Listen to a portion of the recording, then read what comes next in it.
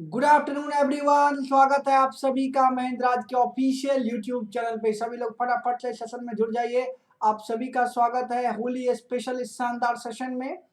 फिर से एक बार आप सभी को होली की ढेर सारी शुभकामनाएं। 2 दिन से तो होली मना ही रहे होंगे, आज तीसरा दिन है। तीसरा दिन भी आप लोग होली स्पेशल सेशन में मेरे साथ जुड़ रहे हैं। आप सभी को फिर से एक बार हैप्पी होली टू ऑल।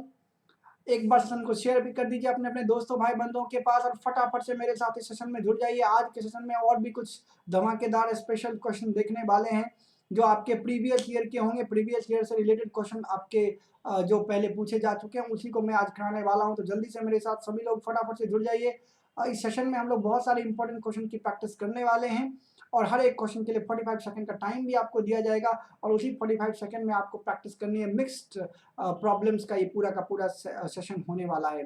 तो शुरुआत करते हैं आज के इस शानदार सेशन की। जल्दी से आप सभी लोग एक बार शेयर कर दीजिए पहले तो, और उसके बाद हम लोग शुरुआत करते हैं।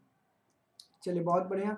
तो अब देखिए, जरा स्क्रीन पे देखिए, आपके सामने क्वेश्चन आ चुके हैं। तो जल्दी से इस क्वेश्चन का फटाफट से आंसर करेंगे आप।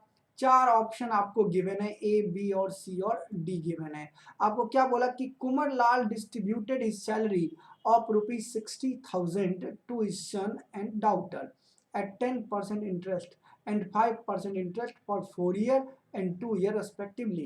He got the same simple interest on that money from his son and daughter. Find the share of son and daughter. तो जल्दी से इस सवाल का जवाब दीजिए। टाइम आपका शुरू होता है ये। अब देखिए क्वेश्चन में क्या कह रहा है, मैं अब हिंदी में समझा देता हूँ आप लोगों को कि कुंवर लाल के पास 60,000 रुपया है जो अपने पुत्र और अपने पुत्री के बीच में 10% और 5% के ब्याज के दर पर 4 वर्ष के लिए और 2 वर्ष के लिए दिया। उस राशि पर उसे अपने पुत्र और पुत्री से समान साधारण ब्याज प्राप्त हुआ, तो पुत्र और पुत्री का हिस्सा ज्ञात करें। यही आपसे बोला जा रहा है। तो जल्दी से इस सवाल का सही जवाब दे दीजिए। क्योंकि यहाँ इंटरेस्ट सेम की बात की गई है, इंटरेस्ट सेम की बात की गई है मेरे भाई। तो इंटरेस्ट सेम के लिए एक शानदार ट्रिक मैं आप लोगों को बता चुका हूँ, उसी ट्रिक का यहाँ पर एप्लीकेशन करना है। तो जल्दी से ट्रिक्स लगाइए और जवाब दीजिए इस क्वेश्चन का क्या जवाब होगा। देखिए 60,000 रुपया है, 10% रेट है और 5% रेट है। तो आपको एक 4 वर्ष के लिए, एक 2 वर्ष के लिए, आपको मैं समझा चुका हूँ कि प्रिंसिपल का जो रेशियो होता है ना, जब इंटरेस्ट इक्वल हो वो 1 बाई के क्या लिखते हैं, R1T1, और क्या लिखते हैं 1 बाई R2T2। इतनी बातें आपको सिंपल इंटरेस्ट में पता होनी चाहिए। तो प्रिंसिपल का जब रेशियो निकालेंगे तो 1/R1T1 पहले वाले के लिए 10% है, टाइम कितना है 4 साल, तो 10 इंटू 4 40 हो जाएगा। 1 बाई, फिर दूसरे वाले के लिए 5% रेट है, 2 ईयर का टाइम है, तो 10 लिख लीजिए। रेशियो कितना आ जाएगा, तो 1:4 का आ जाएगा। तो 4 और 1 5, 5 की वैल्यू 60,000, तो क्या निकल के आ गया, एक की वैल्यू कितने के बराबर, 12,000। जैसे ही एक की वैल्यू 12,000 आ गई तो दूसरी तो खुद ब खुद 48,000 हो जाएगी। क्यों? क्योंकि दोनों मिला के 60,000 है। और वैसे आप रेशियो में भी रख सकते हैं। तो क्वेश्चन का आंसर क्या हो जाएगा, ऑप्शन नंबर सी इस क्वेश्चन का राइट आंसर हो जाएगा। क्लियर है, सभी को अच्छे से समझ में आ गया, कोई डाउट तो नहीं किसी को। चलते हैं अगले क्वेश्चन पे। अगला क्वेश्चन आपके स्क्रीन पे है। माध्यिका आपसे पूछा गया है, मीडियन। मीडियन निकालने का तरीका मैं ऑलरेडी आप लोगों को समझा चुका हूं कि जब डेटा का एक पूरा का पूरा डिस्ट्रीब्यूशन गिवन हो, सेट गिवन हो ना, तो सबसे पहले हम लोगों को क्या करना पड़ता है, मैं बार बार बोलता रहता हूँ, बार बार सुनते सुनते याद हो जाएगा आपको, कि गिवन डेटा को सबसे पहले अरेंज करिए, या तो असेंडिंग में या तो डिसेंडिंग में। अगर आप असेंडिंग डिसेंडिंग किसी में अरेंज कर लेते हैं तो उसके बाद जो एग्जैक्ट मिडिल टर्म होगा वही आपका मीडियन कहलाएगा। मीडियन का मतलब होता है माध्यिका, एग्जैक्ट बीच वाला टर्म जो होगा वही आपका माध्यिका होगा। लेकिन सबसे पहले क्या करना होगा, असेंडिंग या डिसेंडिंग में इसको अरेंज करना होगा। तो देखते हैं कैसे इसको असेंडिंग डिसेंडिंग में अरेंज किया जा सकता है। तो सभी लोग फटाफट से इसका जवाब दीजिए। मैं इसका आंसर भी आपको बता देता हूँ क्या होगा सही आंसर। देखिए सबसे स्मॉलेस्ट सम में कौन है, 87 लिख लीजिए 87। उसके बाद किसका नंबर आएगा, तो 93, तो लिख लीजिए 93, एक एक करके लिख लीजिए। फिर किसका नंबर आएगा 97, तो 97। इसके बाद किसका नंबर आएगा, तो ए 99, तो लिखिए 99, ये भी कैंसिल। फिर किसका आना चाहिए 101, थोड़ा ध्यान रखिएगा, ढंग से नजरें तेज रहनी चाहिए, 101। उसके बाद फिर 102 होगा, 102। फिर कौन होगा 103, तो लिखिए 103। इसके बाद 104, बिल्कुल 104 है। उसके बाद कौन सा है 109, तो लिखिए 109। फिर कौन सा है 117, तो लिखिए 117। फिर कौन सा है 119, तो लिखिए 119। कितना टर्म हो गया 3, 3 6, 3 9 और 2 11। 11 टर्म है, देख लीजिए 1 2 3 4 5 6 7 8 9 10 11 12 दिख रहा है क्या? 3 3 6 3 9 2 11 ही दिख रहा है। कुछ गड़बड़ जोड़ दिए, 3 3 6 3 9 2 11, बिल्कुल 11 टर्म है। यहाँ भी 11 है, यहाँ भी 11। अब क्या करना है 5 एक साइड से हटा लीजिए, 5 यहाँ से भी हटा लीजिए, लास्ट से फर्स्ट से। बीच में क्या बचा 102, यही मीडियन है। अगर आप रूल से बनाना चाहते हैं तो अगर n की वैल्यू 11 आया जो कि ऑड नंबर है, तो रूल ये कहता है कि n + 1/2 ये जो टर्म है, मतलब कहने का कि आप यहाँ से क्या सकते हैं 11 + 1/2, यानी कि ये जो टर्म है, यानी कि 6th टर्म जो होगा ना वही आपका आंसर होगा। और 6th टर्म कौन सा है 102। आई बात समझ में? यही आपका क्या हो जाएगा मीडियन। चलते हैं अगले क्वेश्चन पे। अगला क्वेश्चन आपके स्क्रीन पे है, जल्दी से बनाइए, 45 सेकंड का आपके पास टाइम है। सभी लोग फटाफट से आंसर कर दीजिए, फटाफट से आंसर कर दीजिए, जल्दी जल्दी।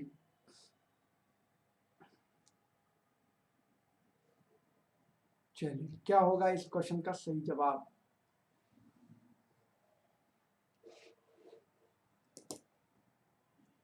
फटाफट से कमेंट बॉक्स में सभी लोग आंसर बता दीजिए मेरे भाई, क्या होगा इस सवाल का सही जवाब? आसान सा क्वेश्चन है, आप बता सकते हैं इसका जवाब।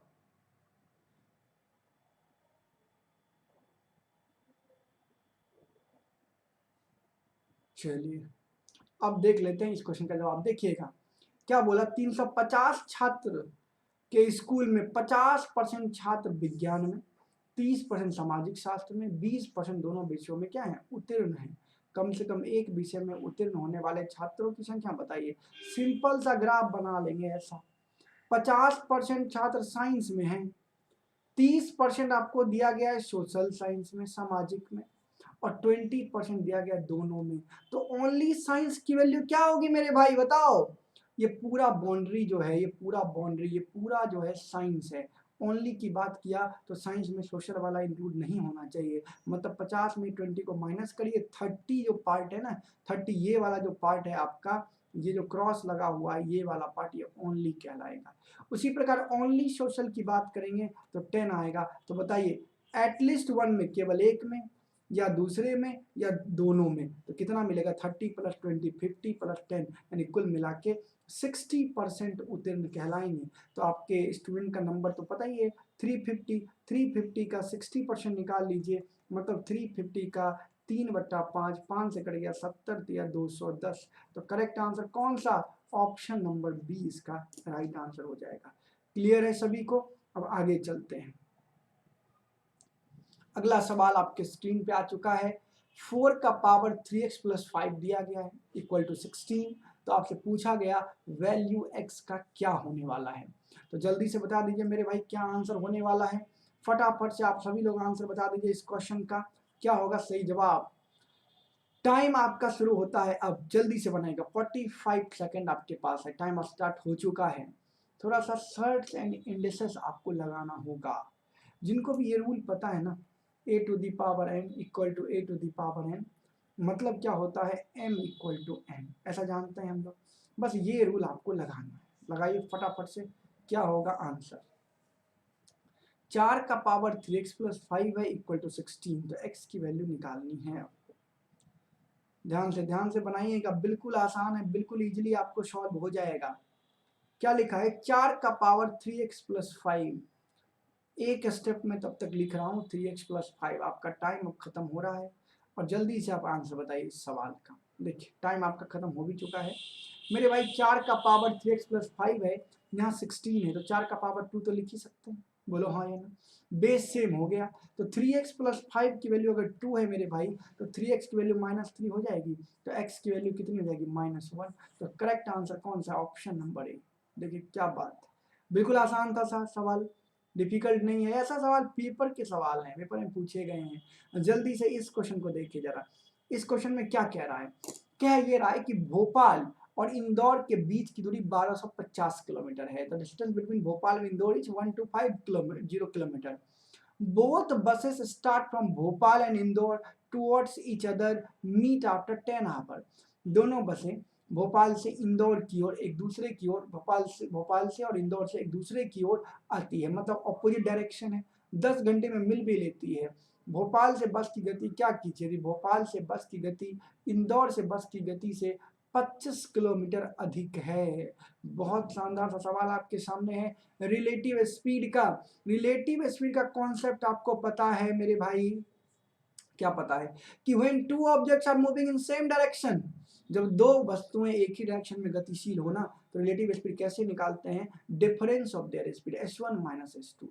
और जब दो ऑब्जेक्ट एक दूसरे के ऑपोजिट डायरेक्शन में हो तो रिलेटिव स्पीड कैसे निकालते हैं मेरे भाई, s1 प्लस s2। ये तो बातें आपको पता होगी, तो बस इसी का यूज करना है। ध्यान देना कैसे इस क्वेश्चन का हम लोग सोल्यूशन निकालेंगे कि भोपाल और इंदौर के बीच कितना डिस्टेंस है, 1250।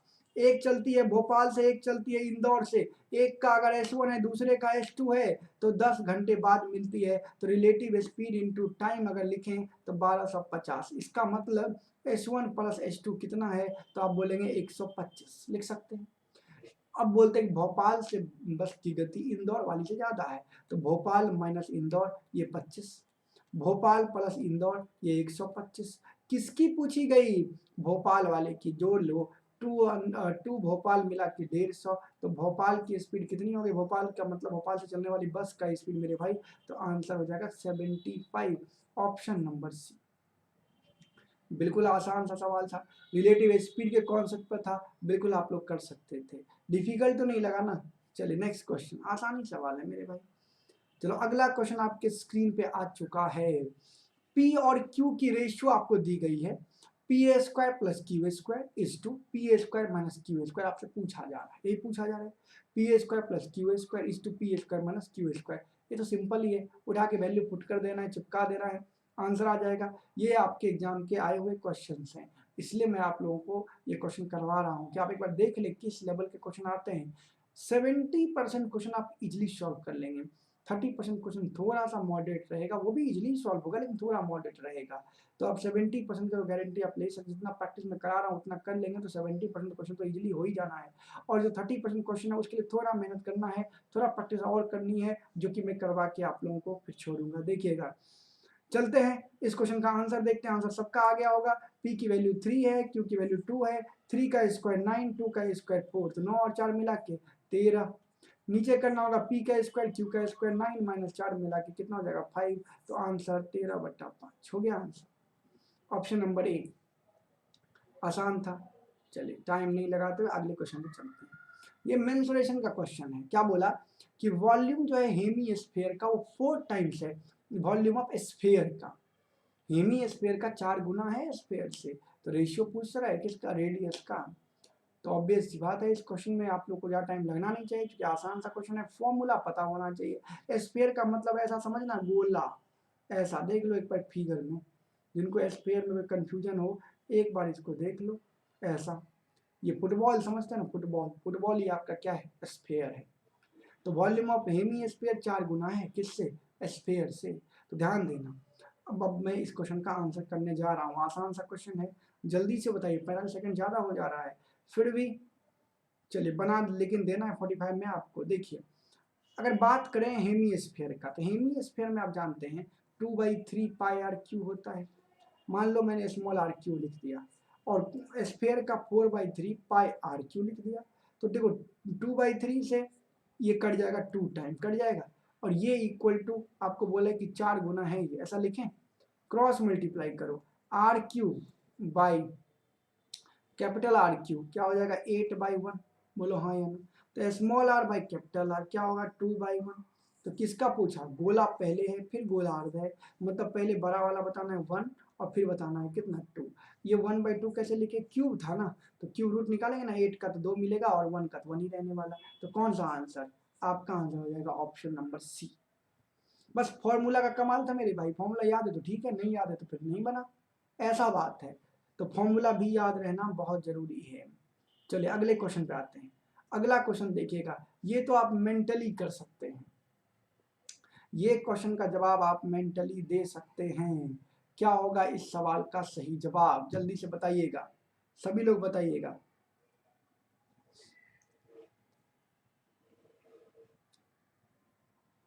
फटाफट से।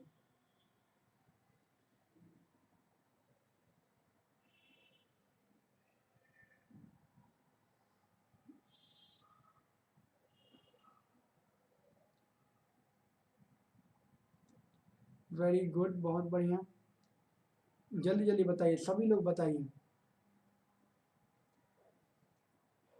देखिएगा, एक आर्टिकल है, इसका आपका विक्रय मूल्य गिवन है, सेलिंग प्राइस दिया हुआ है 25, और जो हानि का प्रतिशत है ना वो क्रय मूल्य के बराबर है। CP equal to loss percent है। अगर सीपी किसी आर्टिकल का एक्स है तो लॉस भी कितना x% होगा। तो ऐसे क्वेश्चन के लिए मैंने आपको समझाया था, ऐसे क्वेश्चन के लिए क्या करना है, सेलिंग प्राइस का आपको दो फैक्टर करना है, दोनों फैक्टर का जो सम होना चाहिए वो 10 के बराबर होना चाहिए मेरे भाई। सम कितने के बराबर, 10 के बराबर। तो आप 25 का क्या लिखेंगे, 5 और +5 लिखेंगे, दोनों को अपना मन से 0 चिपका देना है, बस हो गया, यही आंसर है, मतलब 50। अब देखो 50 रुपये का सामान है, 50% हानि पर बेचो, 25 में बिक जाएगा, एक तरीका ये। दूसरा ऑप्शन से 100 का सामान है, बस बेचो 100% हानि पे, तो 0 में बिकेगा। ये देखो 50 का सामान है, 50% हानि पे बेचो, 25 में बिक जाएगा। 150 का सामान है, 150% हानि पे बेचो तो नुकसान हो जाएगा, खत्म, ये भी नहीं होना। क्या आंसर, एक ही आंसर होना है। अगला सवाल, इस सवाल में आप बहुत सारे एग्जाम्पल ले सकते हैं। मान लो एक एग्जाम्पल मैं और दिखाता हूँ। अगर ऐसा लिखा गया कि इफ ए शॉपकीपर, ध्यान देना, shopkeeper sold an article, sold an article for ₹21 and suffered a loss percent equals to CP of the article, CP of the article, then find the CP, then find CP। देखिए 21 में बेचा है और जो loss हुआ है equal है CP के। अगर मान लो सीपी एक्स का है तो लॉस भी कितने का है, x% का। तो ऐसे सवाल का टेक्निक क्या बताया हूं मैं, इससे सवाल का टेक्निक मेरे भाई ये है, ट्रिक ये है कि सेलिंग प्राइस का दो फैक्टर, 21 है सेलिंग प्राइस, दो फैक्टर 7 और 3, दोनों मिल के 10 होना चाहिए, बस ध्यान रखना, दोनों मिल के फैक्टर का सम क्या होना चाहिए, 10। 7 और 3 हो जाएगा 21, 10 हो रहा है मिलके, एक जीरो अपने मन से चिपका दो, यही आंसर हो गया, 70 और 30, खत्म कहानी। इतना ही करना है, क्लियर है ना। चलिए नेक्स्ट। अब देखिए जरा इस क्वेश्चन को, क्या बोला है। क्वेश्चन बोलता है कि एक बैग में 4 टाइप्स ऑफ कॉइन है, 1 रुपया, 50 पैसा, 25 पैसा, 10 पैसा, इन द रेशियो 2 3 4 5। ये भी बोला गया टोटल अमाउंट 50 पैसे का, 10 पैसे का दिया है 400।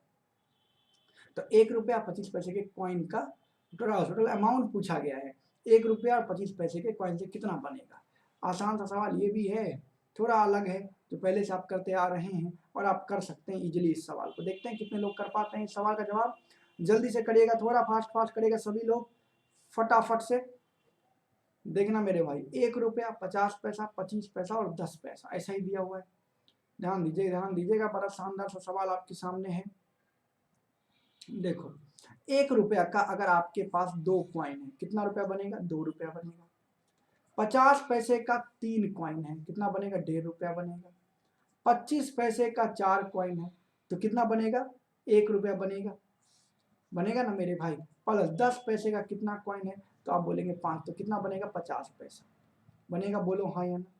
0.50 रुपीज बोल सकते हैं, कोई दिक्कत इसमें, किन्हीं को दिक्कत है तो बता दीजिए। लेकिन आपको बोला है कि अमाउंट जो 50 पैसे से बना है और अमाउंट जो 10 पैसे से बना है, 50 पैसे से कौन बना, बीच वाला, 10 पैसे से कौन बना, लास्ट वाला, इन दोनों का जो सम है यानी कि 2 यूनिट, वो कितना दिया है, 400। तो 1 यूनिट कितना हो गया, 200, बोलो हाँ या ना। पूछा क्या, आपसे पूछा 1 रुपये और 25 पैसे, यही तो है 1 रुपया 25 पैसा, 2 और 1 कितना, 3, तो 3 यूनिट कितने के बराबर हो जाएगा, तो आप बोलेंगे सर 200 गुना 3 यानी सिंपली 600। इस क्वेश्चन का सही आंसर हो जाएगा ऑप्शन नंबर ए, इस क्वेश्चन का राइट आंसर है। क्लियर है मेरे भाई अच्छे से, कोई दिक्कत कोई परेशानी, क्लियर है अच्छे से, वेरी गुड। नेक्स्ट अगला क्वेश्चन देखिएगा, अगला क्वेश्चन का जवाब क्या होगा, सभी लोग बताइए, स्पीड, टाइम एंड डिस्टेंस का ये शानदार सा सवाल आपके सामने है। तो जल्दी से इस क्वेश्चन का सही आंसर सभी लोग फटाफट से बता दीजिए कि Ajay travelled equal distances at a speed of 20 km, 60 km, 4 km per hour and took a total time of 38 minutes. Find the total distance traveled in kilometer. बहुत बढ़िया सवाल है, बहुत बढ़िया सवाल है। अजय ट्रेवल इक्वल डिस्टेंसेस, मतलब जो भी डिस्टेंस अजय जा रहा है वो सभी का सब इक्वल है, ऐसा बोला गया है। और टाइम लग गया 38 मिनट का मेरे भाई। तो डिस्टेंस क्या है, एक सिंपल सा एग्जांपल से मैं आपको समझा दूंगा इस क्वेश्चन को। कुछ भी नहीं करना है, कहीं डी मानने की जरूरत नहीं है। आप डिस्टेंस को एक नंबर में मान लो। कैसे मान लो? नंबर में। कैसे मानोगे?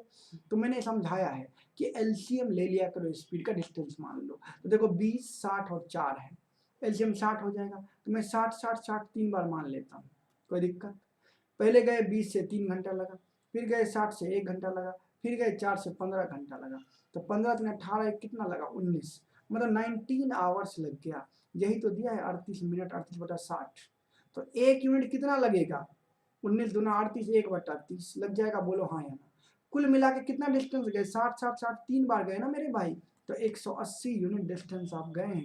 तो 180 इंटू 1/30, सीधा आंसर 6 किलोमीटर। कोई लफड़ा नहीं है, इस टेक्निक को फॉलो करिए, आंसर यूं आ जाएगा। क्या क्या मैंने डिस्टेंस को डी नहीं माना। डिस्टेंस कैसे मान लिया? एलसीएम ले लिया 20 64 का। एलसीएम कितना है? 60। तो 60 60 60 3 बार जाना है। पहले 60 गए 20 से 3 घंटा लगा, फिर 60 गए 60 से 1 घंटा लगा, फिर 60 गए 4 से 15 आवर्स लगा। कुल मिला के 19 मिनट का टाइम लगा ना आवर्स में। तो ये 38 मिनट था, 60 से डिवाइड करके इसको भी आवर्स में लिख दिए। तो 1 यूनिट की वैल्यू निकल के आ गई 1/30। टोटल डिस्टेंस कितना गया? तो 60 60 3 बार, तो 180। खत्म कहानी। क्लियर है? चलिए नेक्स्ट, अगला सवाल आपके स्क्रीन पे।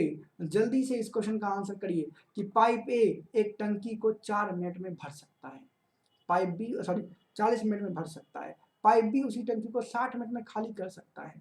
दोनों मिलके कितना टाइम में भर देगा? ये तो बहुत आसान सा सवाल है। ये प्रीवियस ईयर के क्वेश्चन है मेरे भाई, एग्जाम में आया हुआ क्वेश्चन, मिला के देख लेना एक बार।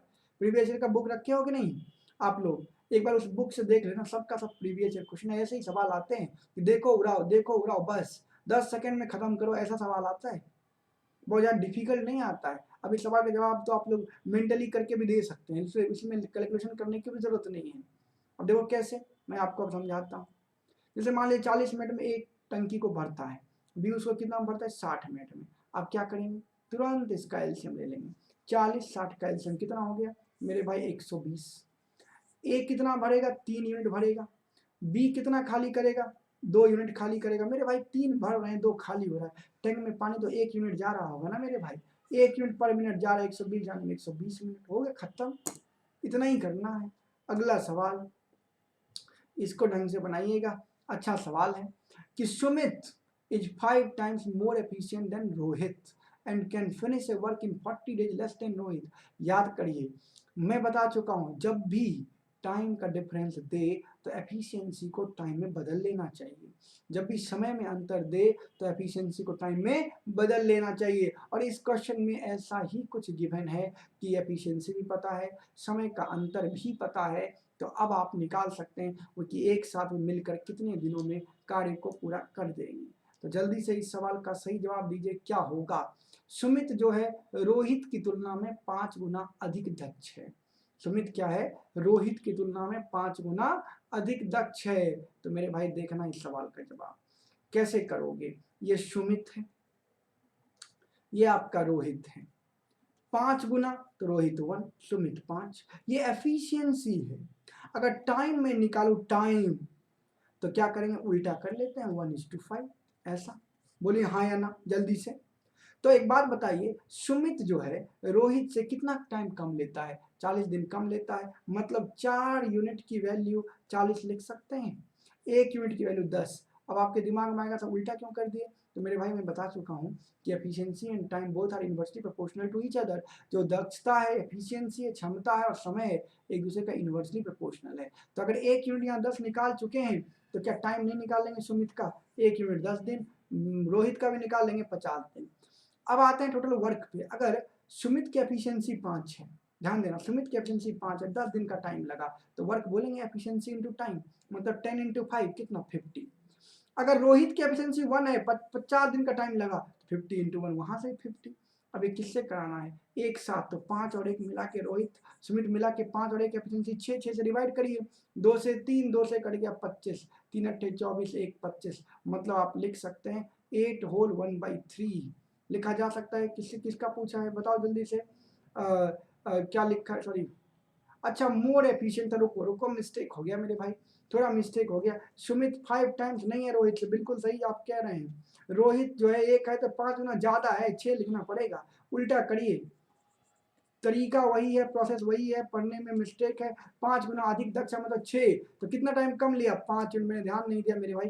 5 की वैल्यू 40, 1 की वैल्यू 8, तो ये 8 दिन लगाएगा, और ये कितना लगाएगा, तो बोलेंगे 48 दिन लगाएगा। सर देखो कॉन्सेप्ट वही है, एफिशिएंसी अगर मान लो 6 है और टाइम लगता है 8 दिन, सुमित से भी वर्क निकल के आ जाएगा, 6 गुना 8 निकल के आ जाएगा 48, या रोहित की एफिशिएंसी 1 48 दिन, तो तब भी 48 वर्क आ गया। अब पूछा गया टाइम आपसे, कुल दोनों मिल के जब करेगा तब 48 यूनिट वर्क है, दोनों मिल के करेगा तो 6 और 1 7, तो आंसर कौन सा, सी आंसर 48/7। ध्यान देना कि Sumit is 5 times as efficient as Rohit लिखा होता तो मैं जो कर लिख रहा था बिल्कुल सही था, लेकिन Sumit is 5 times more efficient लिखा हुआ है। मोर का मतलब रोहित से 5 गुना ज्यादा है, तो रोहित अगर 1 तो सुमित कितना होगा 6, लेकिन अगर ऐसा लिखा होता कि Sumit is 5 times as efficient as Rohit, तब क्या समझते, जितना रोहित की एफिशिएंसी है उसकी 5 गुनी कौन है, सुमित की एफिशिएंसी है। मेरी बात समझ आई सबको अच्छे से, कोई दिक्कत तो नहीं है। चलिए अगला क्वेश्चन बहुत आसान ये भी है कि एक आयत की लंबाई और चौड़ाई दी गई है, पेरीमीटर भी आपको पता है, लंबाई चौड़ाई का अनुपात बताइए। सिंपल सा बेसिक फॉर्मूला है, पता है तो आंसर है, नहीं पता है तो फिर आंसर नहीं आएगा। होली का दिन है, सभी होली मना रहे हैं, आपको लग रहा होगा सर आप पढ़ा रहे हैं, बिल्कुल होली में भी आपको थोड़ा बहुत पढ़ाई करना चाहिए, थोड़ी प्रैक्टिस करनी चाहिए, एग्जाम को भूल नहीं सकते, उसके बाद तो होली होली है आपके लिए, जिस दिन जीत उस दिन होली, जिस दिन सक्सेस उसी दिन होली मनाएंगे हम लोग। तो जल्दी से एक क्वेश्चन का जवाब दीजिए। मैं ये भी नहीं कह रहा फेस्टिवल को एंजॉय नहीं करिए, फेस्टिवल को एंजॉय करिए, लेकिन थोड़ा सा टाइम इधर भी देना है और अपनी पढ़ाई को जारी रखना है। लंबाई चौड़ाई आपको पता है, तो 2 इंटू एल प्लस बी, तो 4x plus 3 plus 3x minus 2, ये हो जाएगा पेरीमीटर। बोलो हाँ या ना, क्या दिया है, 44 दिया है सर। तो अब सॉल्व कर लो जरा सा, 2 से कितना बार में कट जाएगा, 22 बार में से कट जाएगा, तो 4 और 3 मिला के 7x माइनस, यहाँ प्लस हो जाएगा 1 बराबर 22, 7x की मतलब हो जाएगी 21 की, x की मतलब हो जाएगी 3 की, तो x 3 निकल गया। तो लेंथ कितना आया मेरे भाई, 4x प्लस 3, तो 4 गुना 3 प्लस 3, तो 12 3 15। ब्रेथ कितना आया, 3 गुना 3 माइनस 2, तो 9 माइनस 2 7, आंसर क्या हो जाएगा 15:7 इज द राइट आंसर। समझ आया।